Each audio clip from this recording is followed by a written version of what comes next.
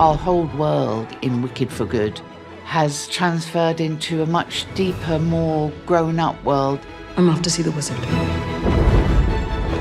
It was all about showing where are they emotionally now.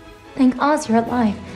The small nuances that you get with the makeup develops their own person into their character. In this film, Elphaba, it's much more powerful and far more serious. We wanted to give a much longer and freer hair, like for when she became more and more freer within her own self and her personality as Elphaba. We contoured her deeper, and then her eyes and lips are much darker, which really empowered her.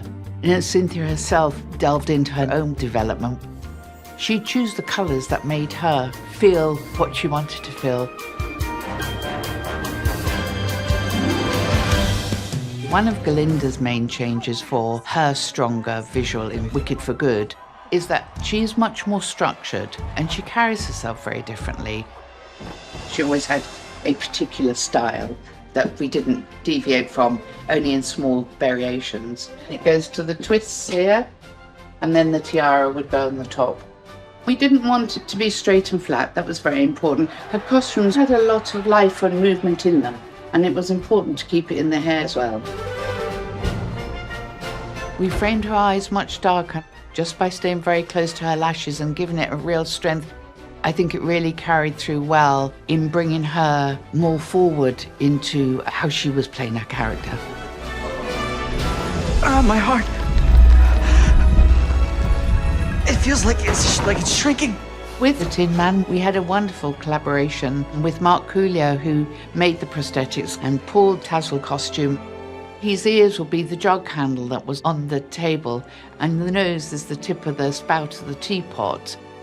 It really is a beautiful work of art, and I think it came over perfectly and without removing the audience from the Tin Man at all and leaving everything human about him. We had to keep the emotional side of Fiyero so that you believe the emotional interaction. You said my mind. As Fiyero, he wore blue lenses all the time. It really made his eyes pop out beautifully. When he turns into Scarecrow, we thought it'd be nice to go back to John's own dark brown eyes, more the earthy look. I think when you see the scenes where Cynthia's really looking into his eyes, the sadness of what happened to Scarecrow, the dark brown eyes really worked in that situation. And for colour his hair, what we did was we dyed a wig to colour of a field, corn colours, lots of different yellows, and then sewn in oats, barley, wheat, grasses. I think overall, I found that you could still believe that you could love him, even though he's covered in this sacking. This is the work of the Wicked Witch! She wants to kill us all! Madame Marble, she controls the weather. What we brought into her look was the whiteness of the clouds to be the weather, and then always something whipped up in the air as if it was about to take off. There are light bolts sort of flying out the side of her head and tornadoes. And then as her life progressed through her storyline, it all started to tumble down and fall away on her. My job is telling a visual story, but it's a very silent story that you hope that the audience absorb, even though that's not what they're aware of. They're aware of the words and the movement and the artists themselves, the characters. I had the best team in the world. This was the most amazing collaborative project I've ever had the pleasure of working on.